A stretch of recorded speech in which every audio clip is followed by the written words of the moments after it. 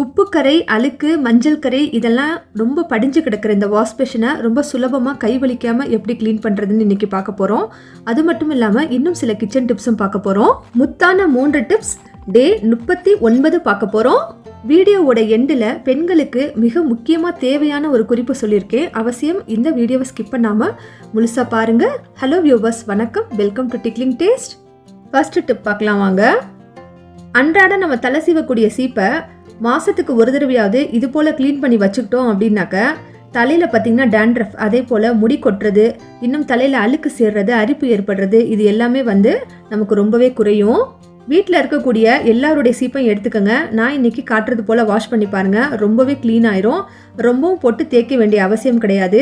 இது போல் ஏதாவது ஒரு டப் எடுத்துக்கோங்க. அது நம்ம துணி துவைக்குவோம் பார்த்தீங்களா, சின்னதாக ஒரு டப் வச்சுருப்போம் பாருங்கள். அந்த மாதிரி ஒரு டப் எடுத்துக்கிட்டு அதில் நல்ல சுடுதண்ணி கொஞ்சம் சுருக்குன்னு இருக்க மாதிரி சேர்த்துக்கோங்க. இதில் ஒரு 1/2 டீஸ்பூன் அளவுக்கு பேக்கிங் சோடா சேர்த்துக்கணும். இட்லி தோசைக்கு யூஸ் பண்ணுற பாருங்க, அந்த ஆப்போ சோடா தான் அது. அதுக்கு அடுத்து இதில் பாத்திரம் விளக்கக்கூடிய லிக்விட் கொஞ்சமாக சேர்த்துக்கோங்க. ஒரு 2 டீஸ்பூன் அளவு சேர்த்துட்டு இது தண்ணி ஆறுற அளவுக்கு அப்படியே விட்டுருங்க. ஒரு 10 நிமிஷம் ஆச்சு அப்படின்னாக்கா அந்த தண்ணி நமக்கு ஆறிடும்.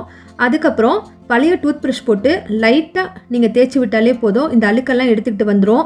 இந்த தண்ணி நம்ம ஊற வச்சுருக்கோம் பார்த்தீங்களா, அதுலேயே பார்த்தீங்கன்னா முக்கால்வாசி அழுக்கு வந்துருச்சு. இந்த டப்பு எனக்கு ரெட் கலரில் இருக்கனால உங்களுக்கு காட்ட எனக்கு முடியல. ஆனால் இந்த டப்பில் இருக்க தண்ணியிலே முக்கால்வாசி அழுக்கு போயிடுச்சு. அதுக்கப்புறம் இந்த ப்ரஷ்ஷில் தேய்ச்சோடனே பார்த்தீங்கன்னா இன்னுமே மிச்சம் இருக்க அழுக்கு போயிடுச்சு. ப்ரஷ்ஷில் தேய்ச்சதுக்கப்புறமா 2-3 தடவை தண்ணியில் திரும்பி நல்லா கழுவிட்டு அதுக்கப்புறம் வெயிலில் கொஞ்ச நேரம் காய போட்டிங்க அப்படின்னாக்க நல்லாவே க்ளீன் ஆகிடும். இப்படி பண்ணுறனால என்ன பிசுக்கும் போயிடும், அழுக்கும் போயிடும். அதே போல் மாதத்துக்கு ஒரு தடவை க்ளீன் பண்ணிக்கிட்டா போதுமானது. வாங்க இப்போ 2வது டிப் பார்க்கலாம். உருளைக்கிழங்கு எடுத்து கொஞ்சமாக அதை ஸ்லைஸ் பண்ணி எடுத்துக்கோங்க, ஒரே ஒரு பகுதியை மட்டும். இந்த உருளைக்கிழங்குடைய இந்த உள் பகுதி இருக்குது பாருங்கள், இதை வச்சு நம்ம கிச்சனில் இருக்கக்கூடிய ஸ்விட்ச் போர்டை நல்லா தேய்ச்சி விட்டுறணுங்க. முக்கியமாக கிச்சனில் இருக்கக்கூடிய அந்த ஸ்விட்ச் போர்டில் தான் அதிகமாக அந்த மஞ்சள் கரை படியும், அதே போல் எண்ணெய் பிசுக்கும் படியும். உருளைக்கிழங்குல ஒரு விதமான மாவு தன்மை இருக்குது, த ஸ்டார்ச்னு சொல்லுவோம். அதை நம்ம வச்சு தேய்க்கிறனால சுத்தமாக பார்த்திங்கன்னா க்ளீன் ஆயிரும். எண்ணெய் பிசுக்கு, அதே போல் மஞ்சள் கரை, இது எல்லாமே போயிடும். உருளைக்கிழங்கு வச்சு தேய்ச்சதுக்கு அப்புறமா ஒரு ஈர துணி வச்சு தொடச்சி விட்டுருங்க. இதை பண்ணும்போது கொஞ்சம் பார்த்து ஜாக்கிரதையாகவே பண்ணுங்க. கிச்சனில் இருக்கக்கூடிய ஸ்விட்ச் போர்ட் மட்டும் இல்லை, உங்கள் வீட்டில் எந்த இடத்துலலாம் இது போல் கரைகள் இருக்கோ அந்த இடத்துல நீங்கள் இது போல் இந்த உருளைக்கிழங்கு வச்சு தேய்ச்சிங்க அப்படின்னாக்கா நல்லா க்ளீன் ஆகிடும். உங்களுக்கு பார்க்கும்போதே தெரியும் எந்த அளவுக்கு வெள்ளையாச்சுன்னு.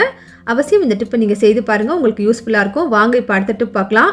வாஷ் பேஷன் புதுசு போல் மின்றதுக்கு 2 நிமிஷம் போதும். பாருங்கள், மஞ்சள் கரை படிந்த வாஷ் பேஷனை ரொம்ப சுலபமாக கைவலிக்காமல் எப்படி கழுவுறதுன்னு தான் இன்றைக்கி நம்ம பார்க்க போகிறோம். அதுக்கு ஒரு லிக்விட் தயாரிச்சுக்கலாம். இது போல் வேஸ்டான ஒரு டப்பா எடுத்துக்கோங்க. அதில் 1/2 லெமனை பிழிஞ்சு விட்டுறணும். என்னுடைய வாஷ் பேஷனில் லைட்டாக தான் மஞ்சக்கறி படிஞ்சிருக்கு. உங்களுக்கு அதிகப்படியான மஞ்சக்கறி இருந்ததுனாக்கா 1 லெமனை ஃபுல்லாக பிழிஞ்சு விட்டுக்கோங்க. அடுத்ததாக இதில் சேர்க்குறது நாம் டாய்லெட் கழுவக்கூடிய ஹார்பிக் 3 டேபிள் ஸ்பூன் சேர்த்துக்கணும்.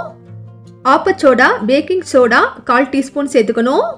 ஏதாவது ஒரு ஷாம்பு அது ஒரு 2 டேபிள் ஸ்பூன் அளவுக்கு சேர்த்துட்டு இது எல்லாத்தையும் நல்லா மிக்ஸ் பண்ணி விட்டுறணும். மிக்ஸ் பண்ணும்போது இது போல் நுரைச்சி பொங்கி வரும், ஒன்றும் பயப்பட தேவையில்லைங்க. வீட்டில் வினிகர் இருந்ததுன்னா, இது சிந்தட்டிக் வினிகருங்க, சாப்பாட்டுக்கு யூஸ் பண்ணுறது கிடையாது. வினிகர் இருந்ததுனாக்க அது ஒரு மூடி அளவுக்கு சேர்த்துக்கலாம். வினிகர் இல்லைனாக்க பரவாயில்ல, ஸ்கிப் பண்ணிக்கலாம்.